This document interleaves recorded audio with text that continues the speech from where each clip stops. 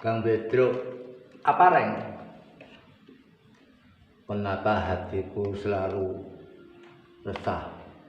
Yang kemarin Kang Pedro sampaikan kepada saya, itu saya ingin sekali mengerti tentang untuk bagaimana kita bisa dekat usul kepada Allah.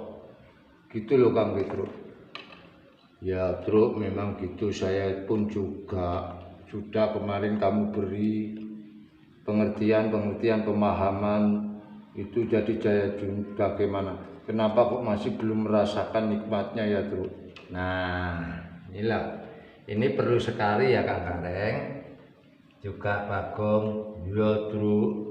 Ya Kang Pedro, ini permasalahannya kenapa kita tidak bisa merasakan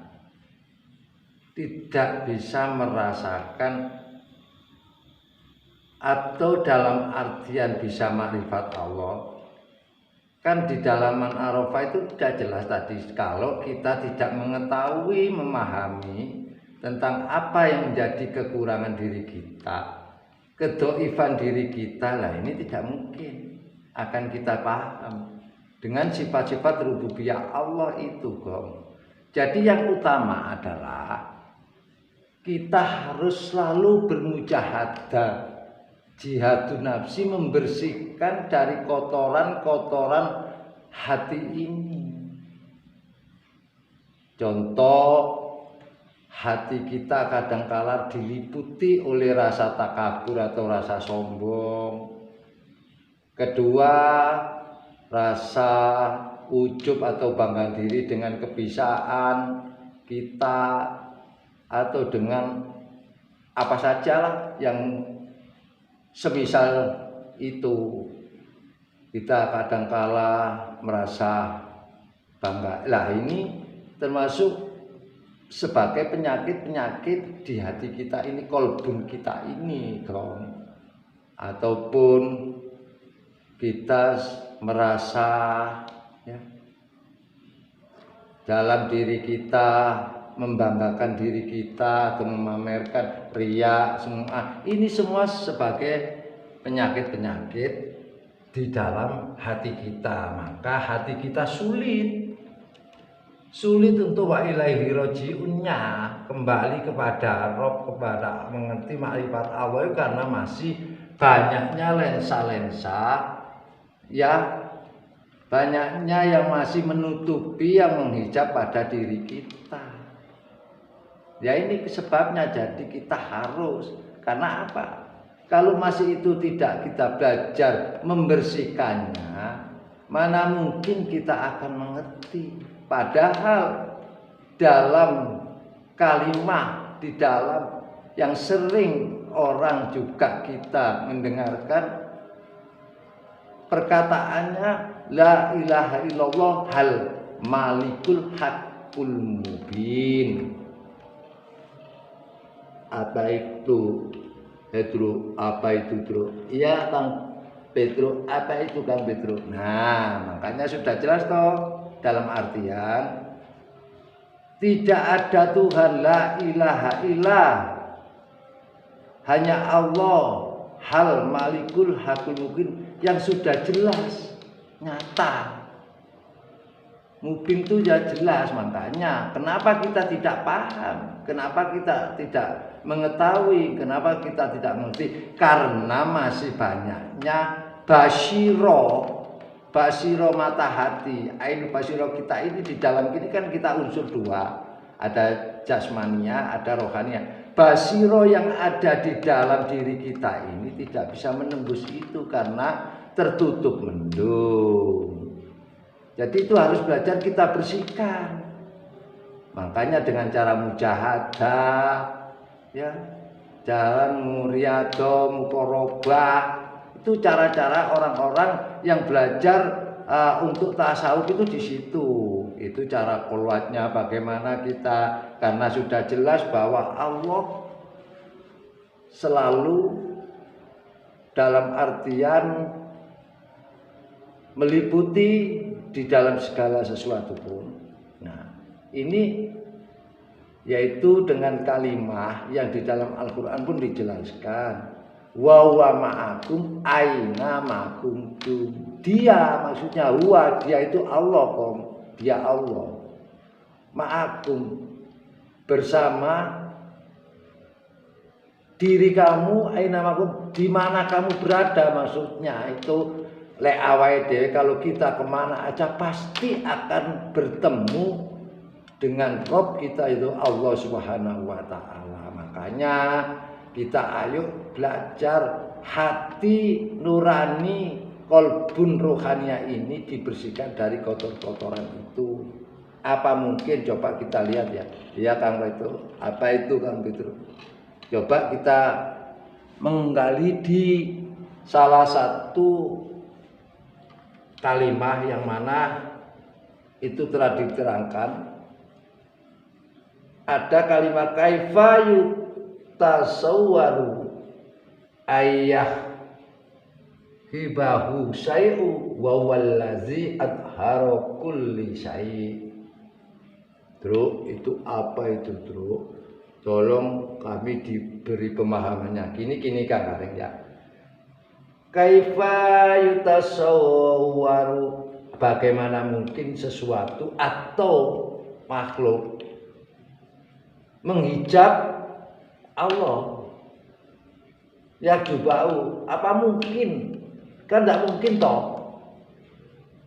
Syai'un, padahal ya wahwaladi, padahal dia ya, yang paling tampak atau jelas dari segala sesuatu, kulisai loh, inilah.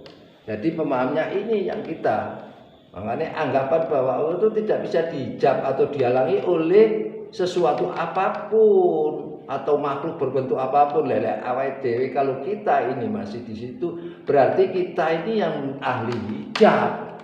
Contoh tadi kita merasa gini, kita punya ini kesemuanya apa yang selain dari Allah itu makhluk. Makanya kalau itu ditanamkan di dalam qalbun rohania kita, nah ini menjadi malapetakannya kita tidak bisa sampai mengerti makrifat tentang Allah.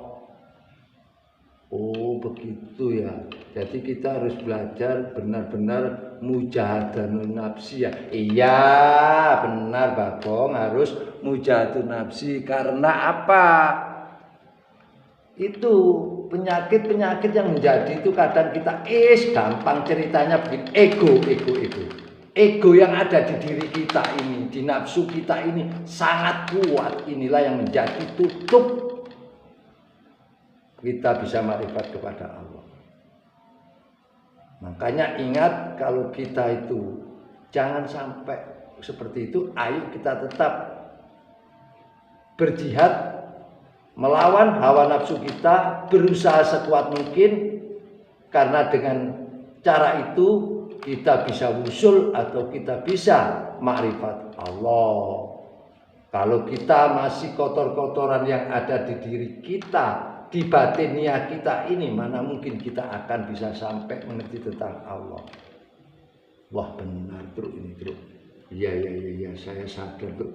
Jadi itu sangat penting untuk pembelajaran aku Bro. Iya Kang Gareng, karena ya kita manusia tidak lupa, juga tidak luput dari kesalahan, kegilapan, tapi tidak menutup suatu kemungkinan bahwa kita harus belajar secara mujahadatun nafsi, supaya apa? Pandangan basiro kita kepada Allah benar-benar sampai menemukan hakul basiro yang sebenarnya. Makanya di dalam kita belajar harus dipelajari bagaimana kita mengerti. Kita aja kalau belajar ya umpamanya kita ini, umpama ya Bang, iya Kang Petro, umpama Bagong ini wudu terus kena najis, ini kembali wudu lagi enggak? Nah, pasti saya wudu lagi lah. Itulah seperti kita ini. Ya jangan merasa kapok-kapok, jangan jenuh-jenuh. Kita harus kan, enggak, itulah dengan kalimat kita selalu membersihkan. Karena apa? Allah sudah menyodorkan ya, la syarika lahu wa bidzalika umirtu. Nah, Allah itu tidak mau disekutukan dengan suatu apapun. Coro bahasanya itu Allah ini maha cemburu, tidak mau. Derajat, pangkat, kedudukan, dunia, brono, sakabehi, semuanya itu makhluk. Nah itu yang menjadi sebab musabab kita sampai gelap gulita, basiro kita, kolbun kita tidak mengerti makrifat kepada Allah. Bagaimana mungkin kita wa inna ilaihi rajiun bisa kembali kepada Allah kalau masih di diri kita ini merasa bisa mempunyai amal segala apapun. Padahal wama tak malun, padahal dialah, maksudnya Allah.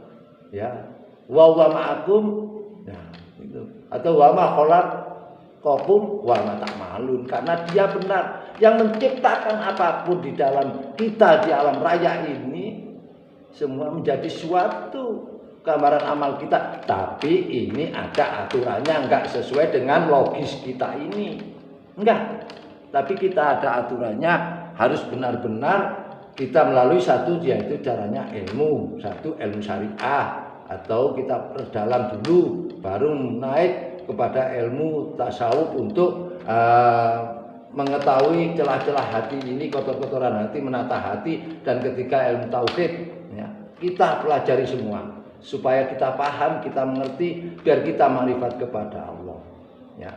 Itu karena apa? Jelas. Coba kita tengok di ayat atau di dalam surat Al-An'am di Al-Quran itu ayat 82. Apa itu? Bro, coba diterangkan. Gini ya. Bismillahirrahmanirrahim. Alladzina amanu. Hai orang yang beriman, walam yalbisu, dan tidak mereka mencampurkan imanahum, iman mereka, bidulmin, dengan kezoliman, ulaika lahumul amnu wa hum muhtadun. Jadi gini, orang yang beriman dan tidak mencampur adukan iman mereka dengan kesyirikan, ingat ya, dengan kesyirikan, mereka itulah orang-orang yang mendapat rasa aman dan mereka mendapat petunjuk, wahum muhtadun.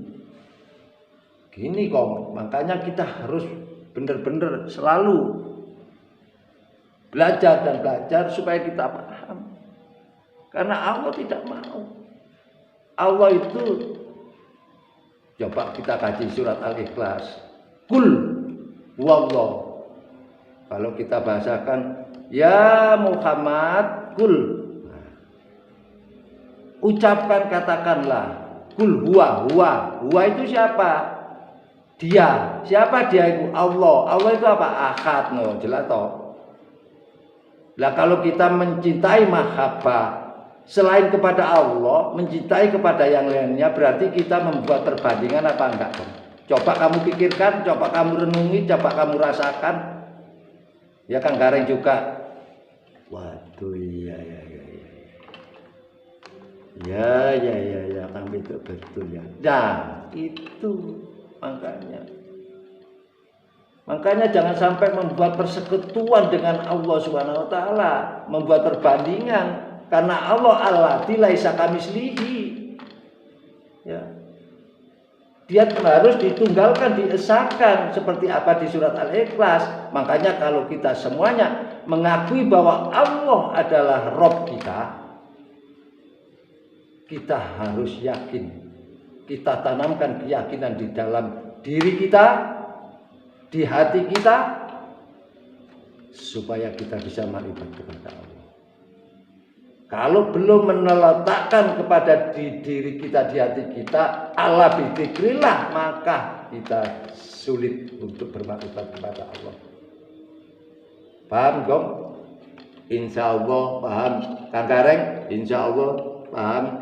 Nah, makanya dari itu, ayo kita tata syahadat kita yang benar.